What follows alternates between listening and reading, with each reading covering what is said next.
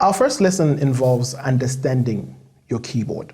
It is necessary to understand the layout on your keyboard, the keys that you see in front of you, in order to make sense of how your musical instrument actually works.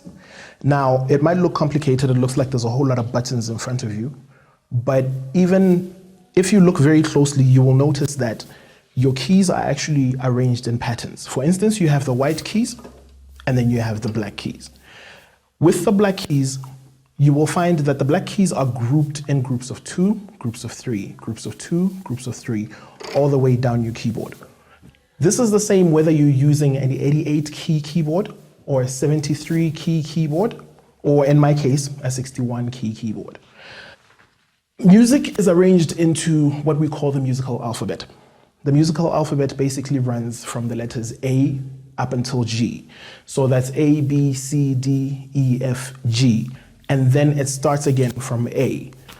With that repetition, that basically means that in the normal scale, you would have 7 notes, and then you start again.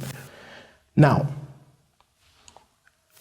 when you're looking at your keyboard, the easiest way to remember which key goes with which letter is if you look at the group of 2 black notes in front of you, and you look to the left of the 2 black notes. That note on the left of the 2 black notes is what we call a C. And if you are pressing the C right in the middle of your keyboard, that's what we call a middle C. Okay, I'm gonna play that again. That's a C. So if that is a C, and our scale runs from A until G, that basically means that the note right next to it would be a B on the left-hand side. And the one right next to it, we're sticking to the white keys, we're not playing the black keys, that would be an A. Okay, and now that we have identified our A note, we can basically write out our letters from A up until G. What I would suggest you do is you can take a tape and even tape it up onto your keys and just write all the letters so that you know your brain will begin to identify them automatically as time goes. But just to start off with, you can tape you can just tape the note up and write the letter A, B, C, D, E, F, G.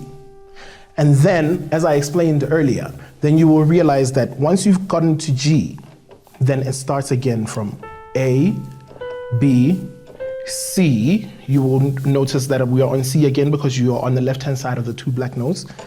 D, E, F, G. And the pattern repeats going all the way up. So now you have learned your musical alphabet. Okay, and also you might realize that you might have noticed that I only played the white keys. I stuck specifically to the white keys because I'm going to explain something very different about the black keys. If you stick to the white keys and you play from C to C, you would be playing what we call a major scale. And that is made up of C, D, E, F, G, A, B, C.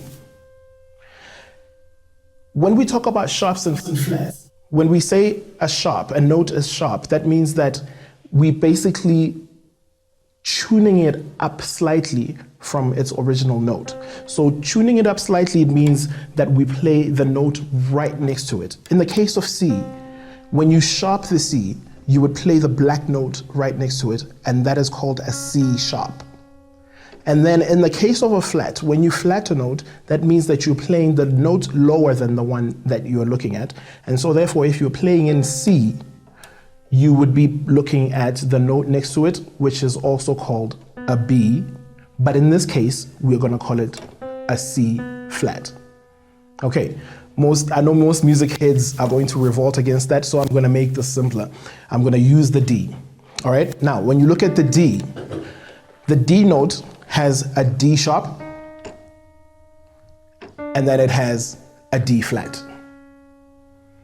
Okay, and in this case, the D flat and the D sharp are both black keys.